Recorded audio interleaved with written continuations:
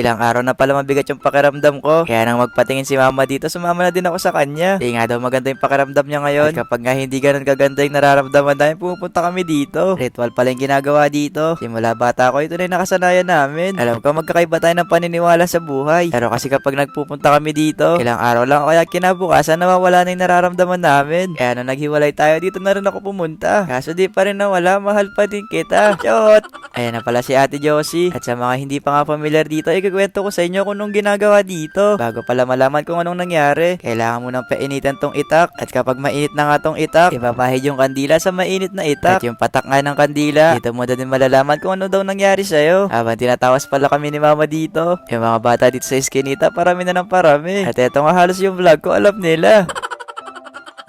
Pero balikan na din natin ulit kung ano na nangyari. Sa bawat patak pala ng kandila, sa tubig may mabubuong shape. At yung shape nga na yun, meron siyang kahulugan. At eto